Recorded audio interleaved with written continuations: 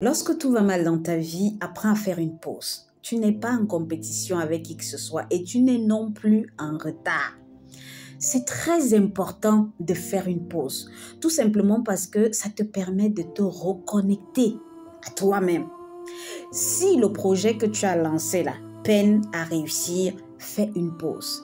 Si ta vie n'est qu'une succession d'échecs, que ce soit sur le plan personnel, que ce soit sur le plan professionnel, fais une pause. C'est très important, tout simplement parce que tant que tu ne fais pas cette pause-là, tu vas continuer de multiplier les erreurs. Alors, je m'explique. Ce qui se passe souvent lorsqu'on échoue, c'est qu'on a la rage. On a la rage parce qu'on voit comment les autres ne font que réussir, surtout avec les réseaux sociaux qui nous dépriment encore. Moi, je ne comprends pas comment les gens font pour s'amuser sur les réseaux.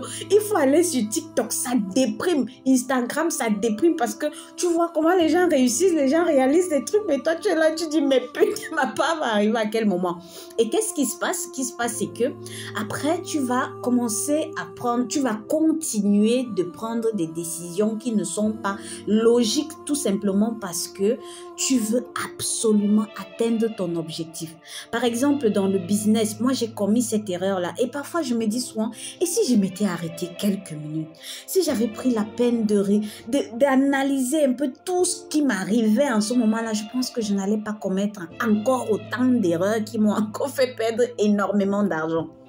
C'est la même chose dans le domaine personnel. Tu sors d'une relation toxique. Tu ne prends même pas la peine d'analyser ce qui t'arrive. Tu es déjà dans une autre relation tout simplement parce que tu as la pression sociale, les enfants, la famille. Tout le monde te demande, tu te maries quand? On t'invite dans les mariages, c'est énervant. Même tes propres parents te regardent comme ça, que celle-ci, la même, elle va nous donner le petit-fils quand? Même les hommes font. On a la même pression.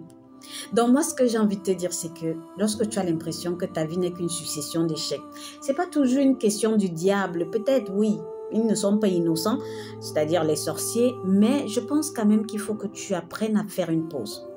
Faire une pause te permet de te reconnecter à toi-même, te permet de prendre conscience de la situation, du merdier dans lequel tu te trouves. Et ça va te permettre également de bien analyser les choses pour savoir comment faire pour déjà les résoudre et ne plus commettre les mêmes erreurs.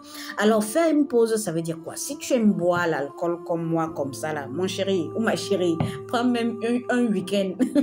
Tu bois, tu saoules, tu dors. Si tu aimes t'amuser, aller en boîte, vas-y. Si par exemple, ton bonheur c'est avec tes enfants, prends une journée ou un week-end ou un mois, je ne sais pas, mais fais quelque chose. Si alors tu aimes passer le temps sur Netflix ou je ne sais pas, vas-y. Tu ne penses à rien d'autre pendant ce moment-là. Et dès que tu auras ce plein d'énergie positive, tu vas maintenant t'asseoir, tu vas prendre un cahier et tu vas analyser le merdier dans lequel tu te trouves. Quelles sont les causes? Qui t'a mis dans cette situation-là? Les auteurs? Quelles sont les décisions qui ont fait en sorte que tu te retrouves dans cette situation? Bref, quels sont les éléments déclencheurs du merdier dans lequel tu te trouves là? Qu'est-ce que tu aurais pu éviter? Moi, c'est la question que je me suis toujours posée, Seigneur. Et je me rends compte qu'il y a des choses que j'aurais tellement pu éviter, mais parce que j'étais dans cette mouvance de je dois absolument réussir, mon Dieu, j'ai commis énormément d'erreurs. Donc, quand tu vas finir de faire cette analyse-là, toi-même, tu vas te rendre compte qu'il y a des choses que tu aurais pu éviter. Et après, tu vas dresser un plan d'action pour sortir du merdier dans lequel tu te trouves là. Parce que moi, je dis souvent, la vie est très courte pour passer du temps triste et surtout pauvre. Moi, je ne conçois pas une vie sans argent. Donc, peu importe le merdier dans lequel je suis, moi, je dois trouver l'argent. Donc, tu dois tout faire pour te relever. Et ce n'est que ton plan d'action là qui va te permettre de te relever.